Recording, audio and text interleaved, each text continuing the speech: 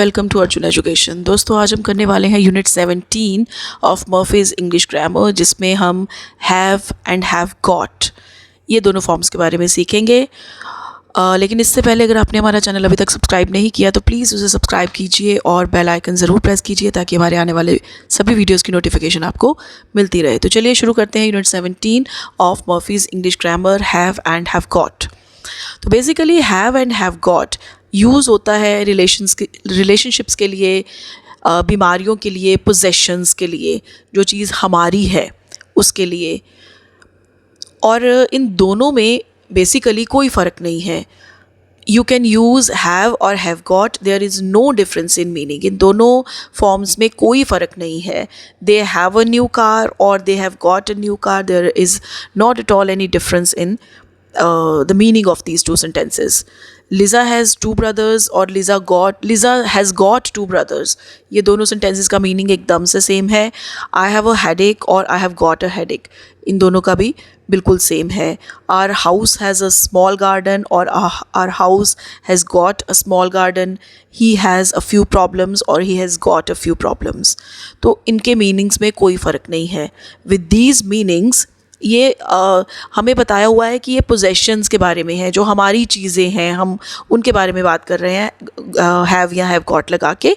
तो इसमें हम प्रेजेंट कंटिन्यूअस नहीं लगा सकते, जैसे आई एम हैविंग नहीं लगा सकते, I am having a headache ऐसे हम नहीं लगा सकते, I am having two brothers ऐसा हम नहीं यूज़ कर सकते।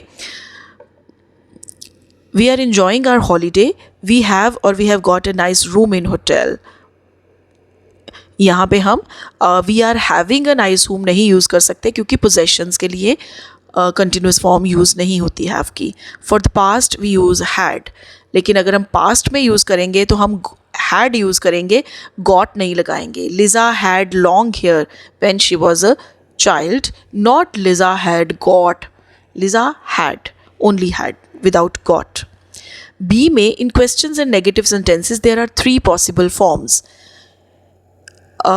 जब भी हमें कोई क्वेश्चन या नेगेटिव सेंटेंस बनाना होता है तो इसकी 3 पॉसिबल फॉर्म्स यहाँ पे हैं। जैसे do you have any questions, have you got any questions, have you any questions. तो एक फॉर्म हो गया डू यू हैव, एक हो गया हैव यू गॉट, एक हो गया have you without got.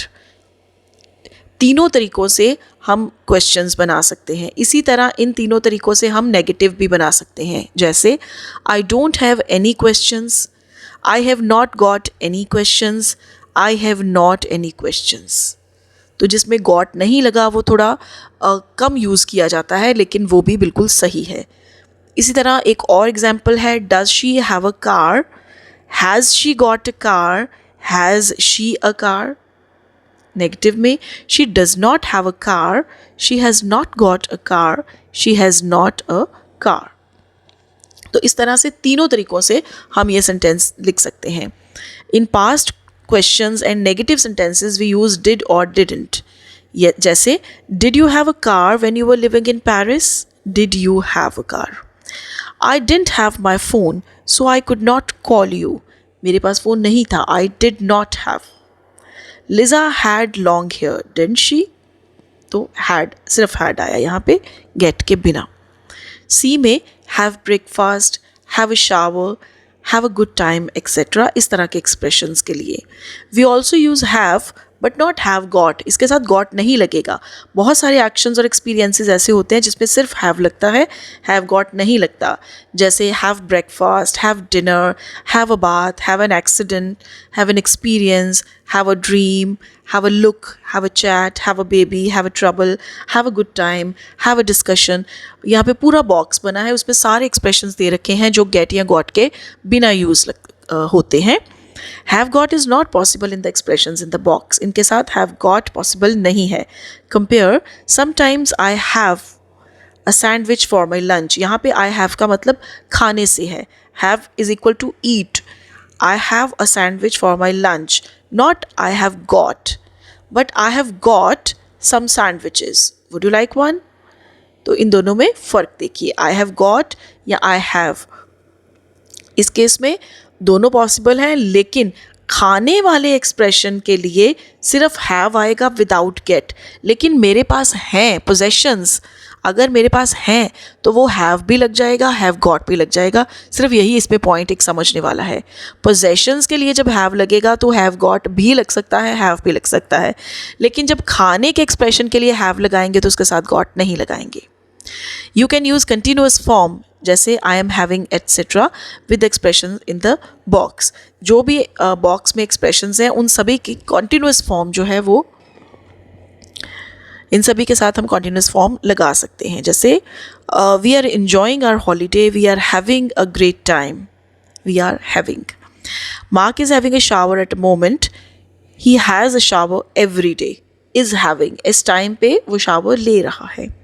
In questions and negative sentences we use do, does और did depending upon the time period जिसकी भी बात हो रही है, हम do, does और did लगा सकते हैं। जैसे I do not usually have a big breakfast, don't usually have, ये present की बात हो रही है। What time does Chris have lunch? Chris तकरीबन किस टाइम पे लंच करता है, ये रोज़मर्रा की बात है। Did you have trouble finding a place to live?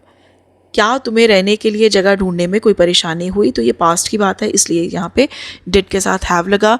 तो दोस्तों ये था यूनिट नंबर 17 जिसमें हैव और हैव गॉट, बहुत ही छोटा सा यूनिट था।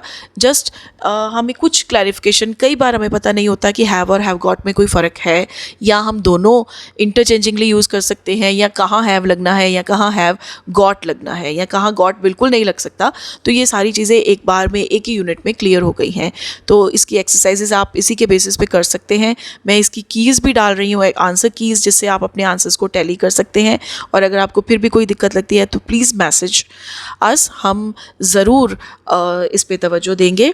एंड ये था हमारा आज का वीडियो। दोस्तों अगर आपको ये वीडियो अच्छा लगा हो तो इसको लाइक कीजिए, शेयर कीजिए और कमेंट कीजिए, अपने दोस्तों के साथ ज़रूर इसे शेयर कीजिए और हमें सब्सक्राइब कीजिए। तो ऐसे और वीडियोस देखने के लिए हमारे साथ बने रहिए। Thank you.